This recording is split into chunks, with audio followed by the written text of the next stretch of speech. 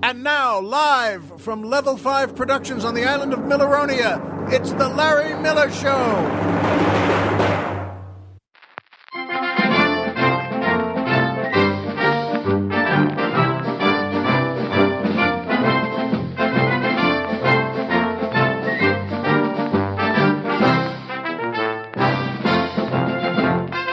Good evening, Mr. and Mrs. America, and everyone who really wants to take the family out for a nice dinner.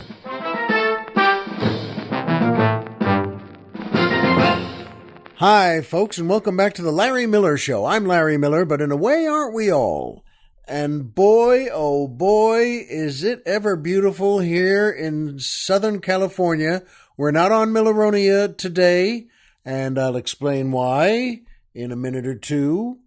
But it sure is beautiful. It's just a great Southern California day, and frankly, makes you think about all those folks back east in so many states, so many people who are just, well, crushed by the weather there, the crazy weather. Isn't the middle of March supposed to be after all the snow and all the wind and all the rain? But it's not there. They've had 3 feet of snow in this episode. That's a lot of snow.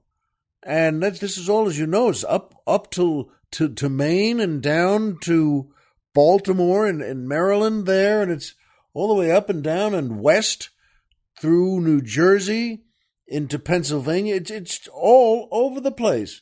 And that's a heck of a thing to, well, you know what? It's good to keep those thoughts and, keep the thoughts in your hearts there and send those people a good one.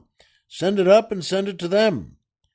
But boy, oh boy, I hope they're out of it now. And it's sure beautiful today. And it's true, though. I was walking up and down our hill for a little exercise walk before Colonel Jeff came over to do our show. And one of the neighbors was out there and said, boy, it makes you think, and it's just gorgeous. And he said, it makes you think about those folks back in New York. And I said, you know what, buddy, you're right. And then I punched him right in the nose. It just seemed, I know it sounds horrible, but it seemed like the thing to do. Well, thanks, Mr. Good Feelings. How do you feel about this? Any good feelings from that? I'm just being silly, of course. He's a great guy. But yes, you know what? He was right. It's a beautiful day we have here. And I feel so good. So does the Colonel. The music, once again, picks us up nice and shiny. And, of course, that's the Bob Steele Orchestra and the Tiffany Baker Dancers featuring boy tenor John Gordon asking the musical question, if your taxidermist accidentally mounts the tail instead of the head of the lion on the wall, would that be a catastrophe? But as he spells it, it's cat-ass trophy. And the Colonel said, you know what, and I agreed with him completely. We like that so much. And he sent a note back to John accepting it. And the note said, John, you had a long ride to get to that rib joint there, but that's why I liked it. And I said, you're right. I feel the exact same way. And that's why I liked it too. And yeah, that was a good way to put it. A long ride to the rib joint, but that's why I liked it. And I'll bet those ribs were good, too. If your taxidermist accidentally mounts the tail instead of the head of the lion on the wall, would that be a cat-ass trophy? You know what? It would. It would, John. And you deserve for it to be yes to that. Because as Colonel Jeff said, I like the way a head like that thinks. And so do I, folks. And by the way, I just want to insert something here. One of the reasons, several reasons, that Bob Steele was heading the orchestra today.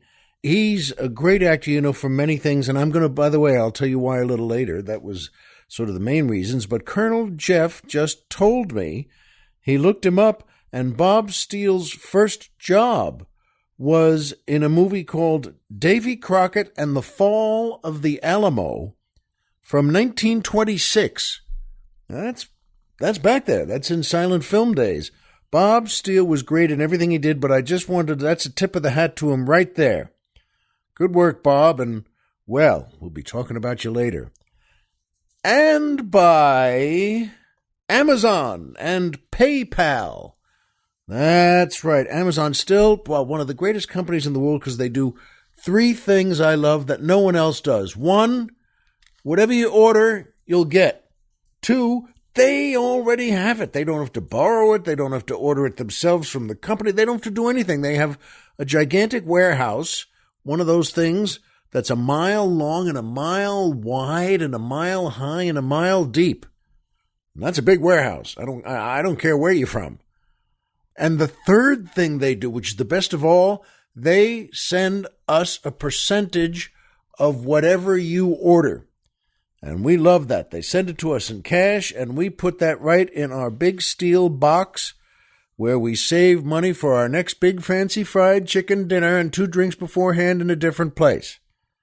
So thank you to Amazon. Go there, and don't go there yourself. Let us take you there. Sure, you can get there, but go to LarryMillerPodcast.com. Who's on the mountain, Tom Mix?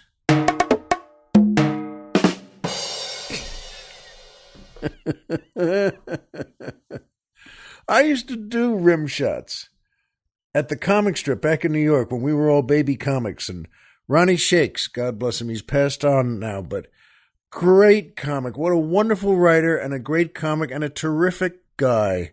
And Ronnie Shakes would go, he was, you could call him a one-liner comic, which is a compliment, though. He had jokes that began and ended, and they were so well written. I remember one of his jokes that I know forever was where he'd say, I've been seeing a therapist for 5 years now, and he said something the other day that brought tears to my eye. He said, no habla inglés. And yes, he said to me, because I was the drummer at the comic strip, and he said to me one day, he said, why don't you come up with me and do rim shots after my jokes? And I loved it. I loved the guy anyway, and he's a great comic, and so I did. I went up there and did. You can do, if you're trying, you can do not just that classic, like that one. That's a classic rim shot. But you can do 7 or 8 different ones. And, there are all sorts of things you can do. At any rate, though, good sound, good pick there, Colonel. At any rate, go to our website. And we have a banner that says Amazon. You click that and we'll take you right there. Go to sleep. Take a nap. Put yourself back in your big lazy boy chair and watch something on TV, or just put a magazine over your face and take a great nap. We'll get you to Amazon. The emergency red light goes off on both the Colonel's and my phones. And we get together in whatever city we are, whether it's on Milleronia or here on the mainland, and we get together and we'll get you to Amazon. Count on it. We promise you. And by PayPal. And that's another good group that will get you to also the same way. PayPal, folks, when you work with them, you feel like you're saving the world. And who knows, maybe you are. And PayPal is also on our website. By the way, you see, click the banner on our website. That's LarryMillerPodcast.com. Who's on the mountain? Tom Mix.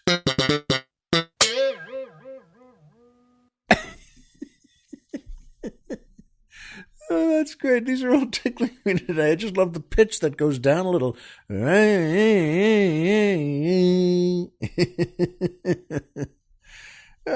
you know what? But they are a good group. PayPal is a great group. If you enjoy the show here, and why wouldn't you? And you'd like to send us a few bucks to help out, and why wouldn't you?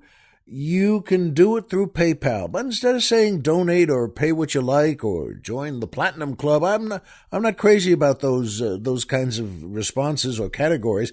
I like to say buy us some drinks. That's right. There are different levels 1 through 5, all the way up to... We're driving to Florida!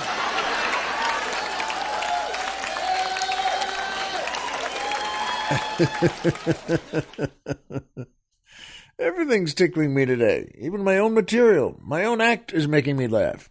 That should be wrong, shouldn't it? No, why not? Yeah, that's a good place to start when you're the one who writes it and performs it, and you can laugh. At any rate, though, that's a great group, PayPal. And they have a banner on our website, too, Amazon and PayPal.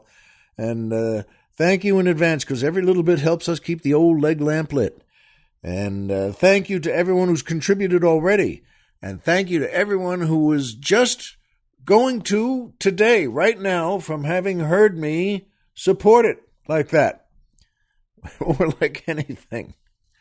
Anyway, folks, thank you in advance. And that brings me to my favorite part of the show, the joke of the week.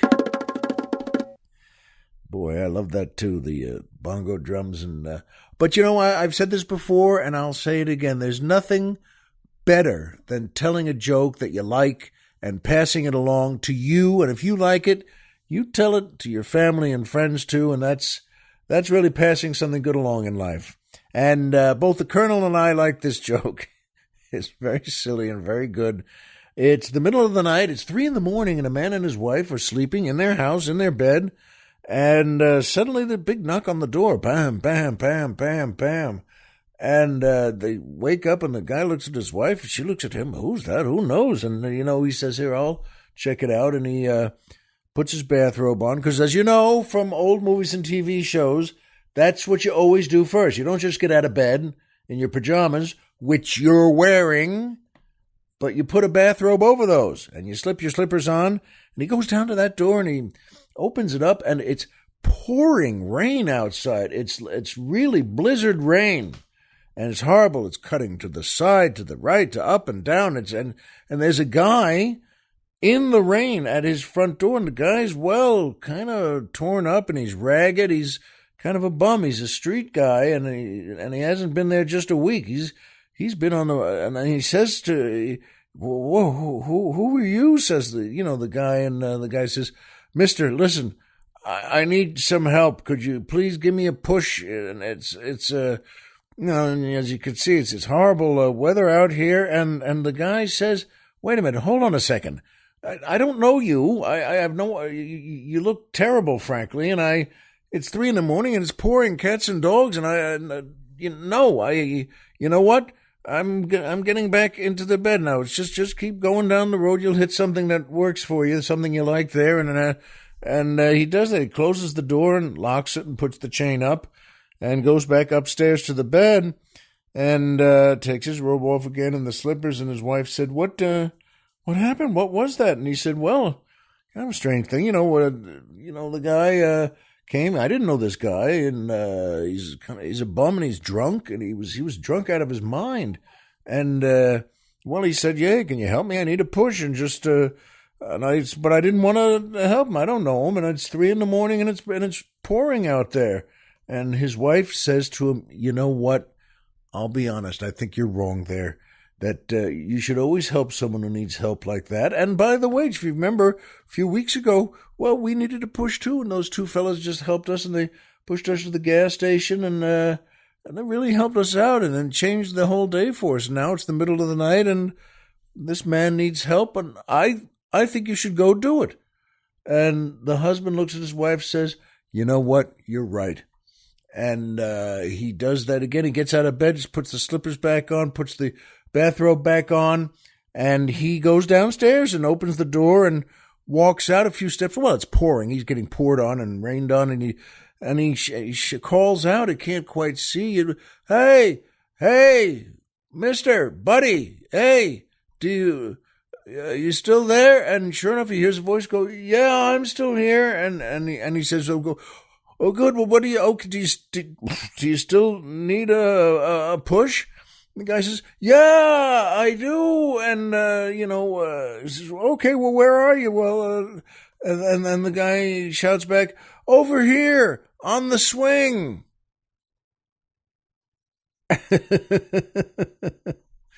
We like that joke very much. It's nice and silly and fun. On the swing. I didn't. No, I thought you. Oh, for goodness sake. No, he just wanted to push on a swing. But that's a good joke, and I like it, and I hope you do too. Pass it on if you do. And that brings me to my second favorite part of the show, the Poetry Corner.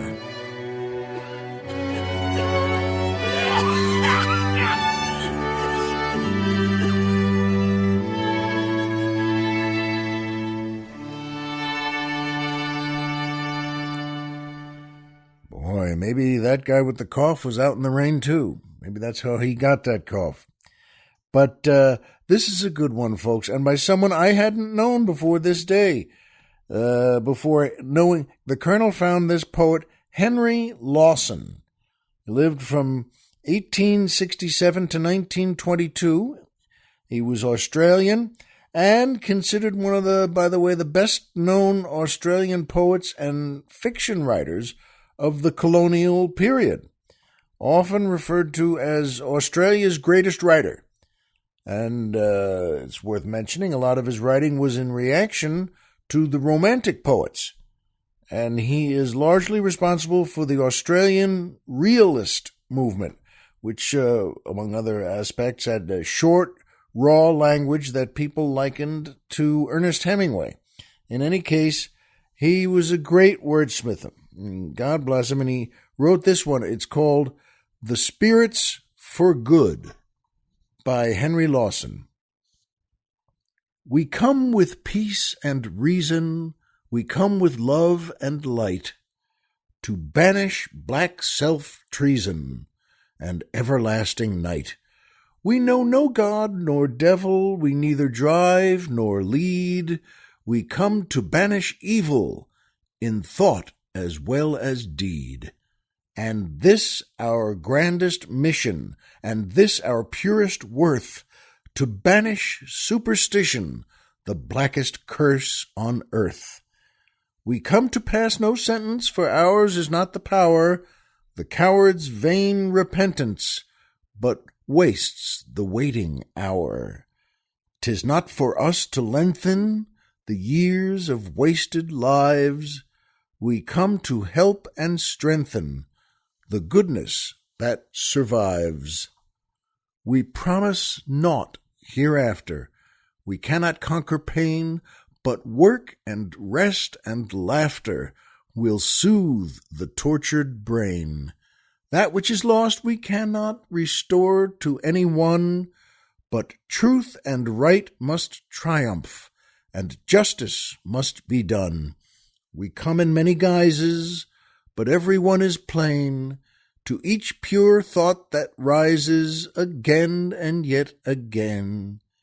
We are ourselves and human, and ours our destiny, the souls of man and woman divorced by vanity. Isn't that lovely? This fella, good for you, Henry Lawson. And you know what? He really was a great wordsmith that, as part of, isn't it a nice thought that, good Lord, folks, in the late 19th century to come up with that concept, a theme of life of that we promise nothing, we cannot conquer pain, but I love this when he says, but work and rest and laughter will soothe the tortured brain. That's good for you and me too. Work and rest and laughter. Folks, that's a good combination there. Thank you, Henry Lawson, and the name of that is The Spirits for Good. And that brings me to my third favorite part of the show, MMM, Triple M, the Magic Movie Moment.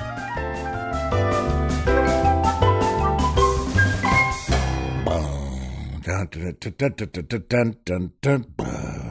love that note on that piano.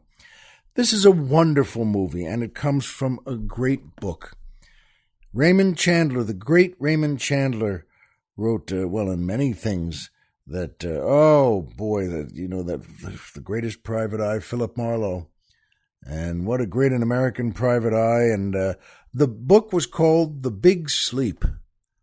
And it was made into a movie called The Big Sleep in 1946, directed by Howard Hawks, starring Humphrey Bogart, Lauren Bacall, and Bob Steele. And I'm saying that name again. So proud to say it again. And folks, you know what? and Elisha Cook Jr. This movie has so much to give. If you haven't seen it, The Big Sleep. First of all, if you haven't seen it, read the book by Chandler, The Big Sleep. It's a wonderful book. And it's been, said, well, the movie has some of its own twists and turns in it, but it's great. It's just wonderful. And Howard Hawks, what a great director. And what a cast, good Lord. John Ridgely, Martha Vickers, Dorothy Malone, Regis Toomey, and you've seen these folks all over the place. And, well, Elisha Cook Jr., who was just great. And Bob Steele in it. Bob Steele plays a gangster from Chicago who was hired by a bad guy out there. Well, here in Los Angeles, which is where it was set. And his name was Canino. And boy, oh boy, Bob Steele was a great actor. And he played that part. The characters weren't the only ones scared of Canino. I was. And anyone seeing it, you'll see. And boy, oh boy. And he puts the push on Elisha Cook Jr. and makes him drink something that has poison in it. And I'll never forget him saying that, drink her down, Jonesy. And you know what? You'll recognize that voice and you'll recognize him when you see him, because in addition to playing Davy Crockett, and well, he wasn't playing Davy Crockett, but in the end, the fall of the Alamo in 1926. And here he was in The Big Sleep in 1946, 20 years later. And 20 years after that, folks, I'll bet you recognize him as Duffy from F Troop. And he was great. He could play drama and comedy. Duffy's main character was that, if you remember from F Troop, a terrific show, by the way, great show. Forrest Tucker and Larry Storch and Ken Berry as Captain Parmenter. It's a great show. And part of Duffy's character description was that he was the only survivor from the Alamo. And I just loved that, even as a kid. It's terrific. And no one in the show ever said to him, what do you mean? There were no survivors at the Alamo. No, they just said they respected him and that he was great. But that was Bob Steele. And I knew that name, and from so many movies also. Hang 'em High with Clint Eastwood. Bob Steele, God bless you, he was a great actor. And my magic movie moment in this involves Humphrey Bogart and Dorothy Malone, who was great herself. And Humphrey Bogart is looking to, crack and follow the guy who owns it's a bad guy who owns a bookstore in Los Angeles, and he's at the time the guy's a porn dealer, and the way he got women drugged and to take their pictures, he's a bad guy. And Bogart is looking for him. He's waiting for him to come back. And what he does to wait, he goes across the street into another bookstore, which is owned by Dorothy Malone's character. And she owns this bookstore there. And she's got her hair up and big black glasses on and, and looks like, someone who might own a bookstore. And Bogart goes in there and he's just looking across the street, and she's friendly to him enough and says, what are you doing here? Do you need something? And he says, it's a great scene. It's so well written. He needs a couple of hours to just watch to see whether Geiger, the bad guy, comes back. And when he does, he's going to jump in his car and follow him. And he says, you can spend some time here. And folks, the thing is, it's so well written and so well acted, you don't even see it coming. It's perfect for 1946. She's giving Bogart the eye as he's looking across the street through the front door of the second bookstore. And we see her, we notice she takes off her glasses and takes a big pin out of her hair, and her hair falls down, and she's blonde, and she's just gorgeous. It's Dorothy Malone all of a sudden. She's so beautiful. And you realize, wow, she's got a gorgeous figure in this sort of nice dress. And Bogart notices that as he turns around to her, and he gets it too. And you know what, folks? they have a charming scene together. He likes her and she likes him, and nothing else is said. He's got a bottle of whiskey, and it's one of those pint bottles, so it's thin. It's in his coat pocket. Because in those days, by the way, of course you carry around a bottle of whiskey, but you know what? She says, sure. And they wind up spending that time together. And you know it and I know it. And they don't show anything. But it's so charming. It's so loving and lovable. And then afterwards, but no one says it's afterwards.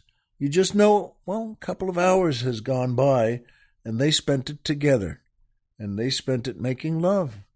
And she had closed the front door and turned that sign so it said closed, which is one of my favorite movie cliches. I told that to Colonel Jeff, it's right on the sign. And the sign is hanging by a thin chain or a string, and you just turn it so that anyone walking by now sees closed. Folks, it's a wonderful movie. And that scene with characters you really, really like, who really like each other. And, well, they loved that time they spent together. And Bogart already has a crush on, of course, Lauren Bacall. And but that's the rest of the movie. And that time together is a magic movie moment to me. And I think that's really a magic movie moment in its way for Hollywood, too. So I hope you see it. If you've never seen The Big Sleep, go see it. Go get it. Go find it. Oh, you'll love it. And if you have seen The Big Sleep 30 times like me, see it again. You'll love it again. And, oh, boy. Well, folks, you know what? It goes to show you that that's a great movie anyway, but it goes to show you sometimes the smaller things in life become the bigger things. I've talked about that before, and I think you know that too, because you and I know some of the same things. And, well, this is my son's last day with us on vacation. He's a Marine, and he came back from active duty in the Middle East, and he had some leave time that he had been saving, and he came and stayed back home here with us for 3 weeks. And he goes back to base tomorrow, and after we do the show here, and then he'll be working Friday again. But after the Colonel and I do our show here today, well, I told him last night I'll wake him up, and he sleeps late, which is a great blessing. I love that. I don't know about you, but when people can sleep late, oh, come on, after being deployed in such a tough job for 6 months. And I said, you know what? Tomorrow, just sleep in. That's great.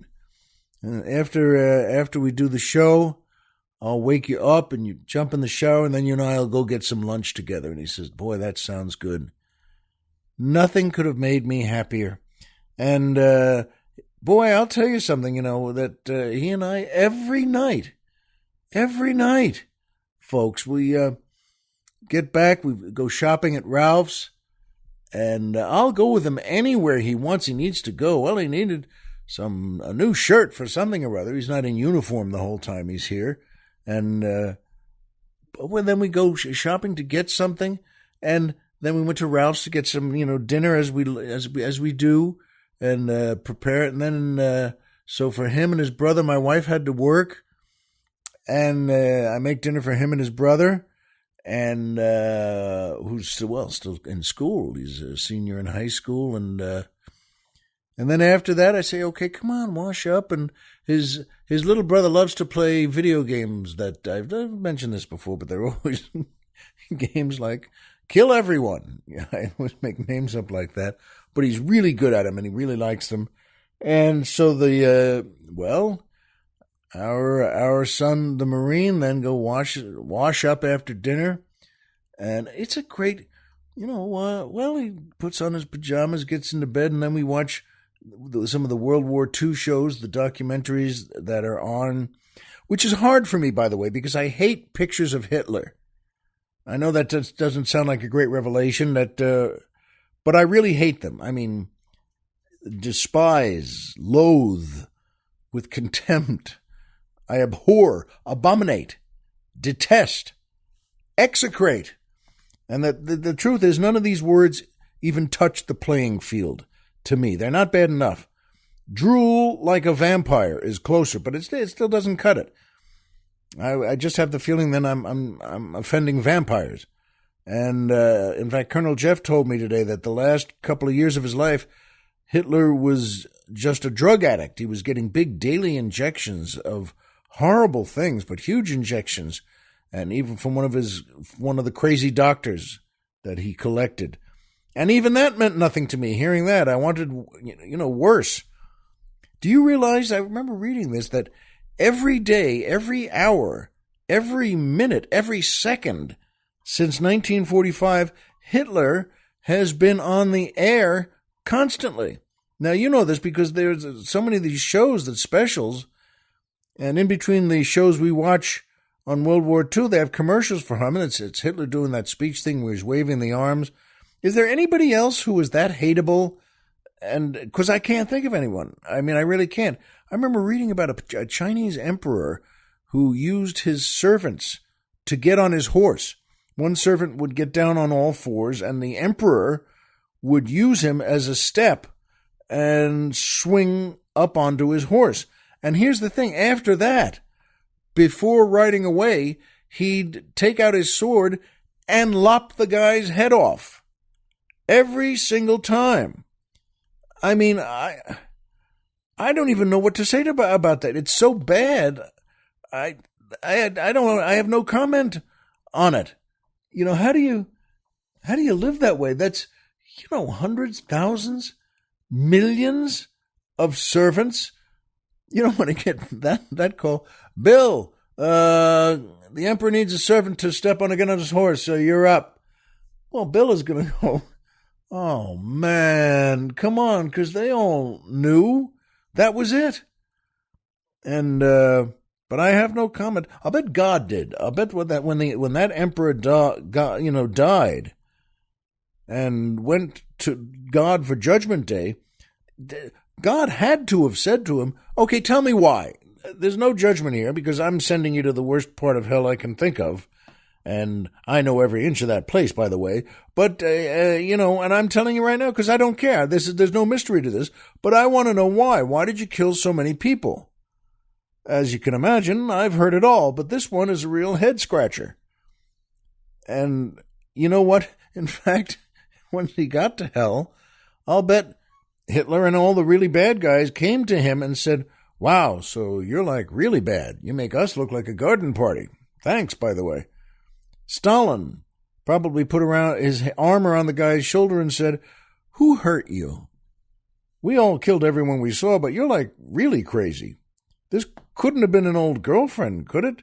Like a 15-year-old at your ring dance? Tell us. But folks, you know what? There's something so good to this process. And tonight is my son, the Marine's, last night with us at home. He's going back to base tomorrow, back to work Friday. He's been with us 3 weeks, and I just spend every second staring at him.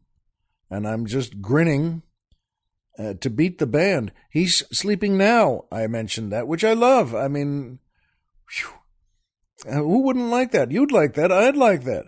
21 years old and a few weeks off of work, and you get to sleep as long as you want. Sounds pretty good, doesn't it? And as I said, after the show today, I'll wake him up, shower up, maybe a glass of juice, and then we'll go to lunch together. Boy, oh boy. It's something? It's a textbook version of a gorgeous day. That's really why it was so beautiful to me here today. And yes, it makes you think of those folks back east in that crazy snow. Well, my son here, I love going shopping with him, but my wife, just before she went to work today, came into the studio and said hi to Colonel Jeff, And then she said to me, when she said, she said, I think I can get out of work early today. And so, how about when, since he's going back to the base tomorrow, how about when we all get home, why don't we go out to dinner together, just the four of us? And when everybody's home, you can get them all showered up and dressed, and we don't have to go to a fancy place, but, about school clothes fancy, And I might put a tie on, but I said, boy, honey, I agree completely. In fact, I was just going to ask you, and that's the truth. That was in my head too, that, you know what, I'll get them all ready. And when you get home, and we'll go for an early-ish dinner. And she said she felt like going to a nice Italian restaurant. And I said, boy, again, it's fantastic. I would suggest the same thing. And we'll do that. So we're going to go to, she felt like Italian food. And boy, what's wrong with that? How good is that? We're going to go to a nice Italian restaurant. It's not a big fancy place, but it's nicer than usual. And we've been there before, but that was 10 years ago. And we're all going out to dinner tonight. And it was my wife's idea, but it was my idea too. And we're going to go to a nice Italian restaurant. All together, all healthy, all fed, and then all together in the big bed in the master bedroom for something goofy on TV. Or we can all go downstairs to the den and watch something there. Folks, you know what? I don't know about you, but I can't think of anything better. I've mentioned that before as a theme in life, and it is a good theme. What's better than that, folks? I told my son last night, you know what? When we were, watching one of the shows we like, and whether it's somebody eating 9 pounds of food on one of those food shows or the World War II shows that we love, and I said to him, you know what? There's nothing better than this, and someone could offer me a chance to say, go to a castle in Ireland or Spain or something like that and stay there for a couple of weeks and, be a prince in a castle, and I wouldn't do it. I don't need it. I wouldn't even know what to do.